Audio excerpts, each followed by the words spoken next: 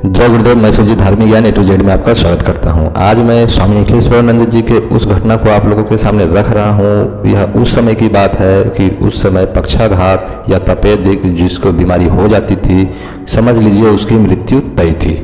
आज के डेट में जिस प्रकार से कैंसर असाध्य बीमारी समझी जाती है, ठीक उसी प्रकार से उन दिनों तपेदिक को भी असाध्य बीमारी समझा जाता था। उन दिनों वे कुछ दिनों से टिहरी जो गढ़वाल के बाहर स्थित है वहीं पर स्थित थे। वह स्थान प्रकृति के दृष्टि से अत्यधिक सुंदर और रमणीय था। लताओं और कुंजों से आवृत एक झोपड़ी थी। स्वामी जी को वह स्थान अत्यधिक आनंदप्रद लगा और वे कुछ समय के लिए वहीं रुक गए। धीरे धीरे स्वामी जी की चर्चा पूरे टिहरी और आसपास के स्थानों पर फैल गई, परंतु संभवतः उन दिनों स्वामी निखिलेश्वरानंद जी विशेष साधनाओं में संलग्न थे।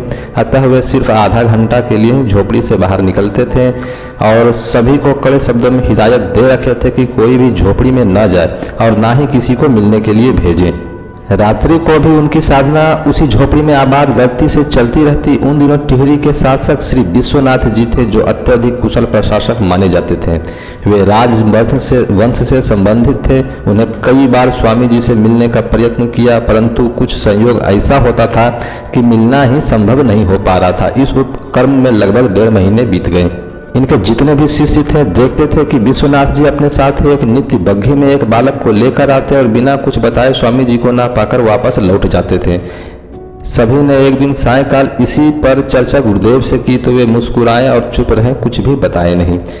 अब विश्वनाथ जी को समय का ज्ञान हो गया था, क्योंकि वे इतने दिनों से आ रहे थे। उन्हें पता चल गया था कि प्रातः लगभग 11 बजे स्वामी जी कुटिया के बाहर निकलते हैं और आधा घंटा विचरण करने के बाद पुनः कुटिया में लौट जाते हैं।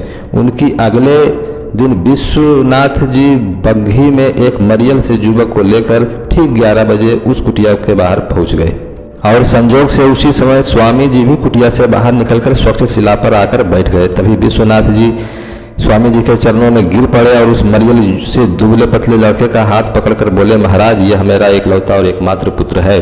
दुर्भाग्य से इसे क्षय ग्रस्त हो गया है। डॉक्टरों ने इसकी अंतिम अवस्था बताई है। उनके अनुसार यह 4-6 महीनों से ज़्यादा जीवित नहीं रह सकेगा। और कहते कहते उनकी आवाज़ भीग गई। स्वामी निखिलेश्वरानंद जी ने बड़े रूखेपन से जवाब दिए, तो मैं क्या करूँ, किसी डॉक्टर या वैद्य से दिखाओ। फिर उसने कहा, मैं बहुत दिखाया हूँ और इसके इलाज में लगभग 1 लाख से भी ज़्यादा खर्च कर चुका हूँ, परंतु क्षय का अर्थात तो मृत्यु ही होता है। यदि यह लड़का मर गया तो मेरे वंश का नाश हो जाएगा और मुझे कोई पानी देने वाला भी नहीं बचेगा।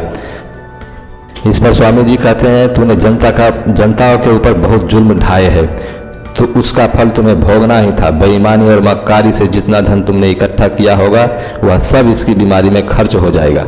उनके जितने भी शिष्य थे पहली बार स्वामी जी के मुंह से इतनी कड़वी बातें सुन रहे थे।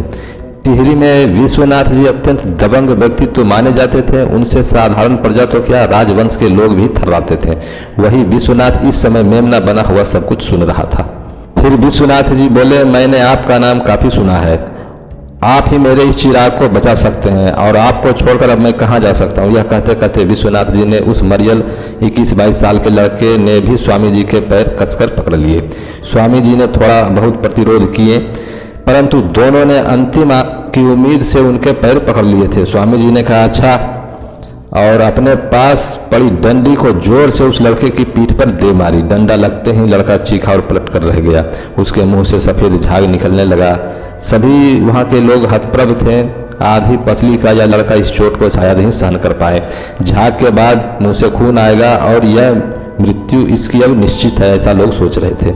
विश्वनाथ जी भी आहत नेत्रों से यह सब देखा और चुप रह गए।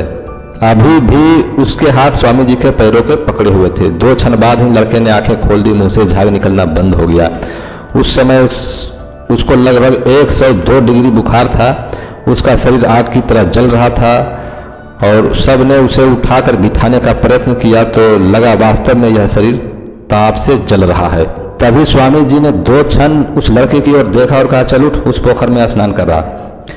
तो सभी लोग हतप्रभ और सन्न रह गए। 102 डिग्री बुखार और ठंडे जल में स्नान का आदेश, आज स्वामी जी को आखिर हो क्या गया है। विश्वनाथ जी उठे और फिर सभी की सहायता से लड़के के पांव पर खड़ा किया और उसके कपड़े उतार दिए। सिर्फ एक जंगिया पहने हुआ लड़का खड़ा था और फिर वे स्वयं पोखर तक ले गए और स्नान करने को कहा। लड़का बुखार से दग्ध आधी बेहोशी की हालत में पानी में प्रवेश कर गया और सभी स्वामी जी की ओर देखते तो कभी पोखर में घुसे उस लड़की की ओर ताकते और सभी को अपराध बोध हो रहा था कि इतना बुखार का बेग है और फिर यह लगभग आधे घंटे ठंडे पानी में वह बैठा है, निश्चित उसे सन्निपात हो जाएगा और वो मर जाएगा। फिर क्षय रोगी को ऐसा करना निश्चय ही मृत्यु को बुलाना है और सभी का मन शंकित हो रहा था, परंतु दूसरी तरफ से यह आश्वस्त थे कि गुरुदेव ने ऐसा किया है तो कोई कारण होगा। यदि इसकी मृत्यु होनी निश्चित होगी तभी होगी। उनके शिष्यों की नजरें उनके पिता विश्वनाथ जी की ओर गई। वे सभी देखे कि अनवरत आंसू उनके आंखों से बह रहे हैं। वह अपने मन को धौरी दे रहा होगा, परंतु पुत्र की दारुण व्यवस्था और कष्ट को अनुभव कर अत्यधिक व्याकुल भी हो रहा होगा, तभी तो उनकी आंखों से आंसू प्रवाहित थे। आधे घंटे के बाद स्वामी जी ने उस लड़के को पोखर से बाहर निकल जाने के लिए कहा और फिर उसको कपड़े पहना दिए और वह कपड़े पहनकर स्वामी जी के सामने आया। तब उसे घर जाने के लिए कह दिए।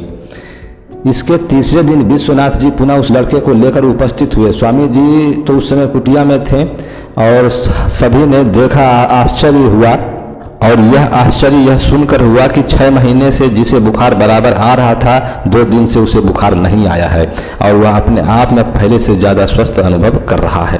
बीच बीच में वह स्वामी जी से मिलने बराबर आते, लेकिन मिलना नहीं हो पा रहा था। लगभग 1 महीने बाद उनसे मिलना संभव हो चुका हुआ। 1 महीने बाद उसका हालत बिल्कुल सुधर चुका था, संभल चुका था। वह युवक आज भी जीवित है और योगेंद्र सिंह के नाम से पूरे टिहरी प्रदेश में जाना जाता है। एक मरणासन्न व्यक्ति, क्षय रोगी, आज इतना स्वस्थ और मजबूत है कि देखकर विश्वास नहीं होता कि यही वह प्रौढ़ 21 वर्ष की उम्र में मात्र 25 किलो वजन का मरियल युवक था और बिना दवाई के ही वह स्वामी निखिलेश्वरानंद जी के द्वारा स्वस्थ हुआ था। यह जानकारी अगर आप लोगों को अच्छी लगी हो तो चैनल सब्सक्राइब करें, वीडियो लाइक शेयर जरूर करें। अंत तक देखने के लिए धन्यवाद।